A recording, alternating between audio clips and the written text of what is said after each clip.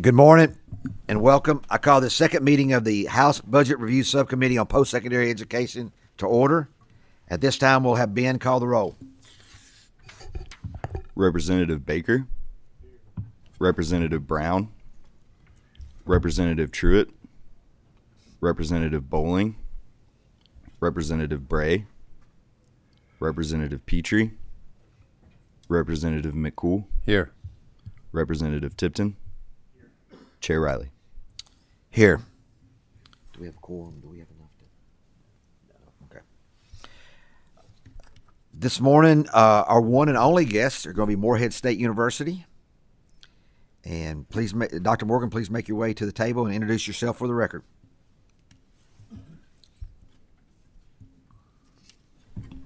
Thank you, Mr. Chairman. Jay Morgan, President of Morehead State University, and glad to be here this morning. And hopefully our friends and colleagues from the other university are able to present another time.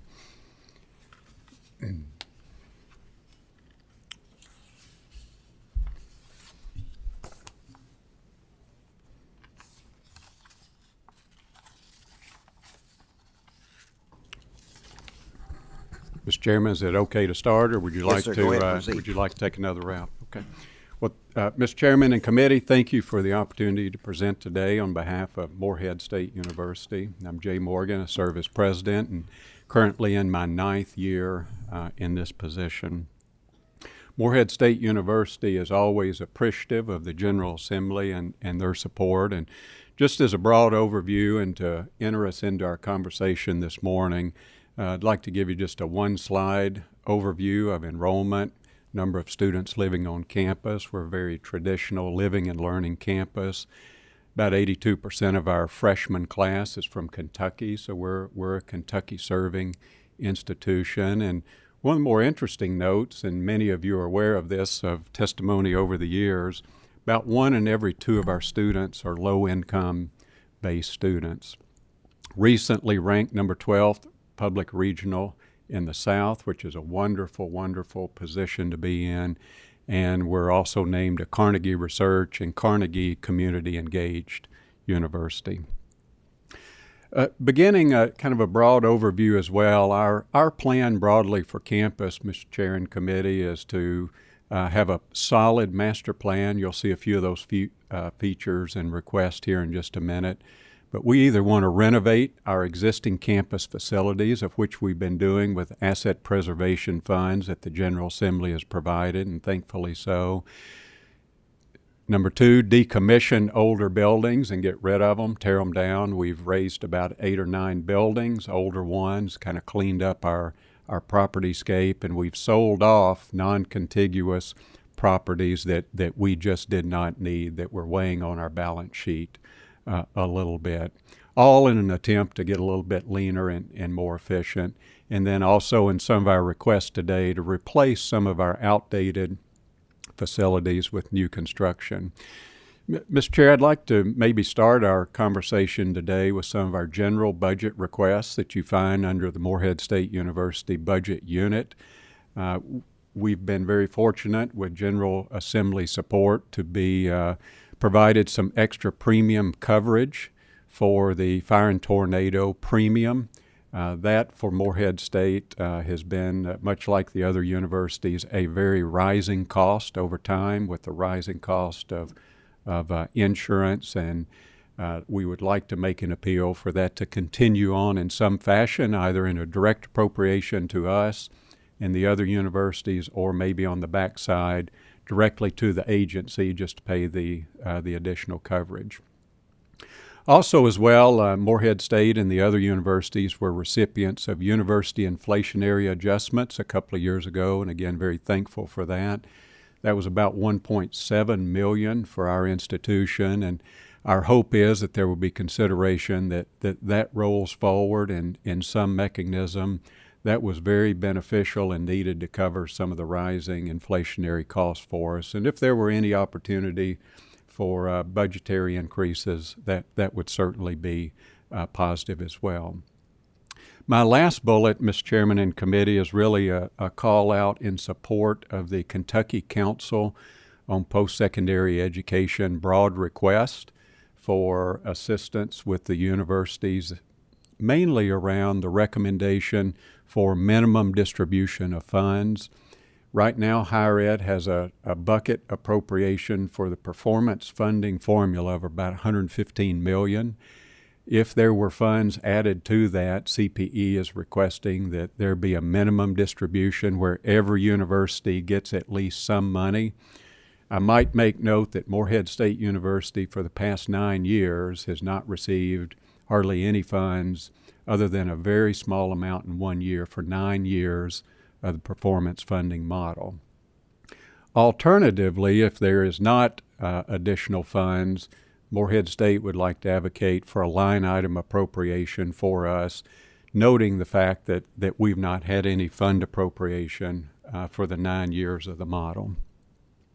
Moving into our capital budget request, I've given you just a one-slide overview, and then we'll look at some more specifics in just a moment. On the state bond fund side, and we'll talk a little bit more in particular about asset preservation pool and a budgetary request for capital construction, and then the right side, agency bond authorization, authorizing our institution to make some needed improvements. As a recap, in the current fiscal year budget, biennial budget, Morehead State University has received about $18 million each year of the biennium for asset preservation funds. We'd like to advocate that those funds continue in some manner, whether it's at the full $37 million, slightly reduced, or otherwise. Those have been much needed funds to where our university has put on new roofs, new HVAC units. I think my last count was about 16 or 17 new commercial HVAC units around campus that were about 30 years old. We still have a little bit more to go. We put on 8 or 10 new roofs. We've renovated, in some cases, whole buildings, complete renovation of buildings. And our campus has an aging infrastructure and maybe one of the older infrastructures in the state of Kentucky. So these are much needed funds. And Mr. Chair and Committee, we hope that they continue in some fashion into the next biennium. If they are, we will continue replacing roofs and HVAC units and broken doors and windows and other renovations that are really keeping up state assets. Moving on, our number one capital construction request, if funds are available in the next biennial budget, is a new applied science building.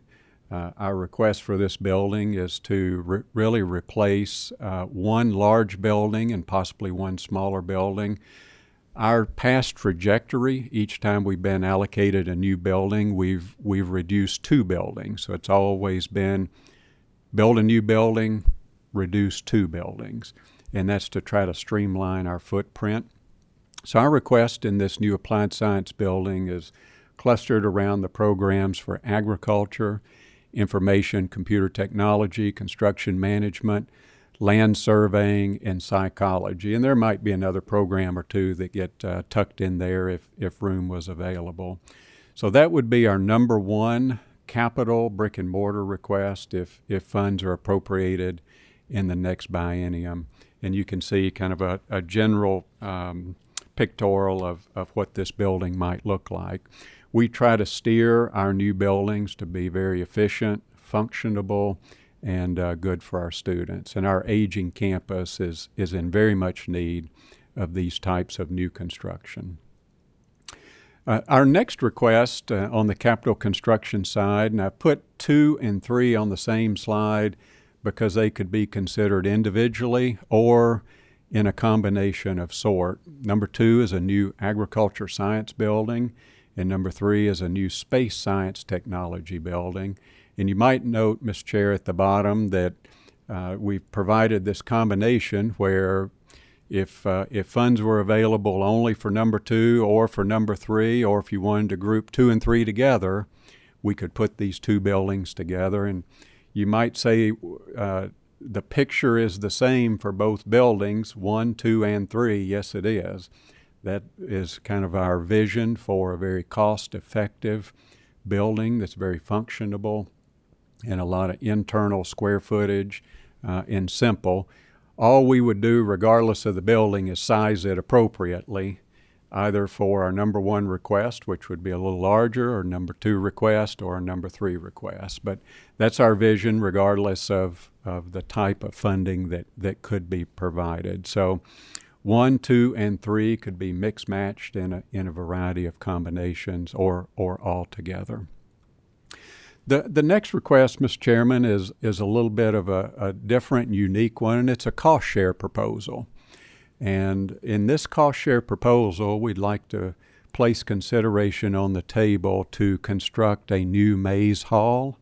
Mays Hall on our campus is approaching 100 years old. It was built sometime in the mid to late 30s, and this building is older and aging.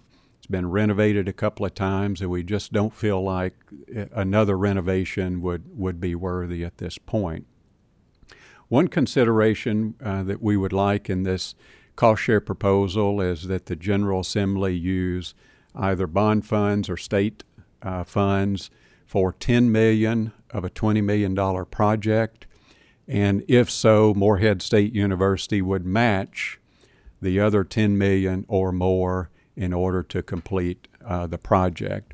This is not a terribly large building, but it's an important building for us, and right now we're trying to determine how do we go forth in utilizing this building with the age of it. It's probably not worthy of another large-scale renovation, so a whole replacement in a cost-share proposal we think is our best way forward, and willing to put some of our bond funds in it as well.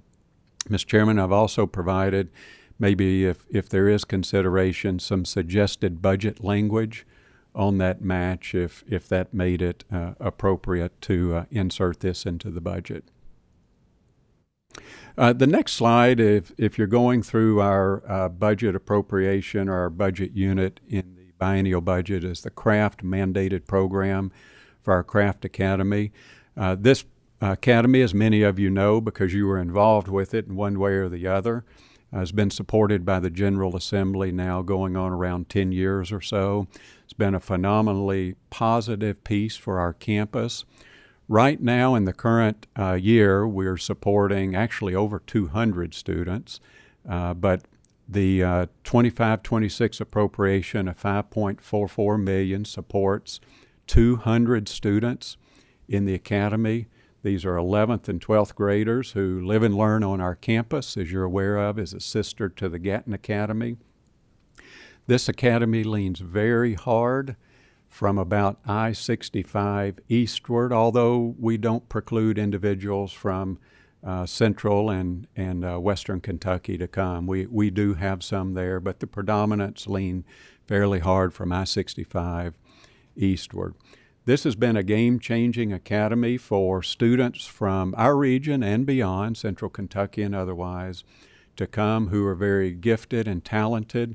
They roam our campus. You would never know they're a craft student. They wear a hat and a backpack just like all other students. Our request, Mr. Chairman, if there would be consideration, is to increase the line item of this mandated program. We're not asking for more money for the same amount of students. We're asking for consideration for more money for more students. And if that were under consideration by the committee and the Fuller Committee in the House, that would certainly be something we'd be interested in growing this academy another 20 students. So, Mr. Chairman, that is a little bit about our craft mandated program. Again, we also do receive some support from the Kraft family, as you're aware, and are very appreciative to Joe and Kelly Kraft for their ongoing support. Mr. Chairman, that completes kind of a line by line of our unit budget. I do want to pause and thank the General Assembly broadly, your committee, the House and the Senate for their support in the past. The House and the Senate have been very good to higher education, and we hope that we can continue in this investment and partnership. Thank you, Dr. Morgan, and we'll have some questions now. First of all, Representative Tipton, I think you also have someone to introduce that we didn't do while we're I asking do. questions. Thank you, Mr. Chairman. I'll take a moment of personal privilege. I'd like to introduce my intern for the session, Ms. Clara Heberling. Clara's back there. She is from Northern Kentucky. Graduated high school from Notre Dame Academy. So that's Notre Dame High School, not Notre Dame up in South Bend. She's currently a student at the University, sophomore at the University of Louisville, majoring in political science and Spanish, and appreciate her work this session, and thank you for joining us. Thank you, Clara. Now on to I hope this doesn't sound like cross-examination, Dr. Morgan, That's but I do have 2 or 3 questions. That's okay, absolutely. First, thank you in the past for the invitation to attend the graduation at Craft.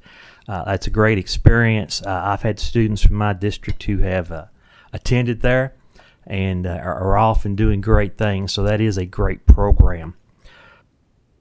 Couple of questions. You were requesting some agency bonds for dorms.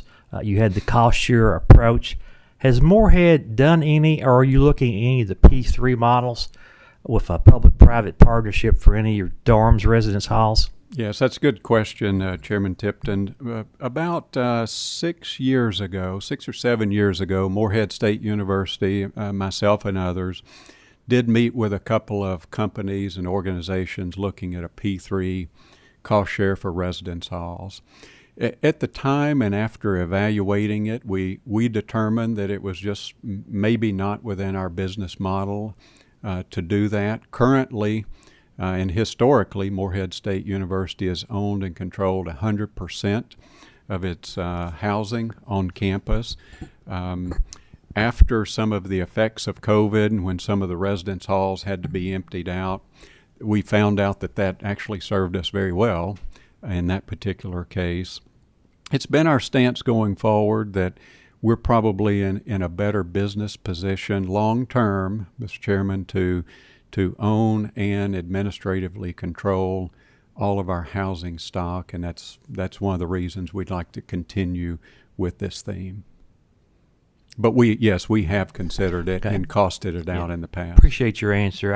It seems to me that I know several schools have done this. They're building very nice dorms, but they're also very expensive dorms. They are. And with your percentage of low-income students, I could see that being inhibiting, maybe wanting to go that direction. Yes, we can control our housing price point for students much more effectively over time if we own the properties. Okay.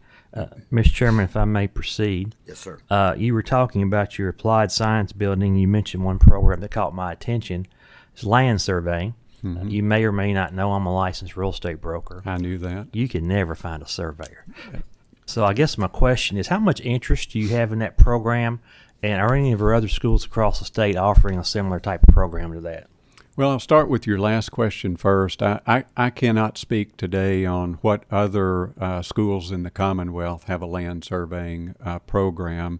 I will say, related to Morehead State University, that this is a pretty popular set of classes. Students typically do not major in land surveying. They will be construction engineering, construction management, engineering, physics, and some other maybe affiliated and sisterly type programs. But within that program, regardless of which one it is, they have the option to take several land surveying courses.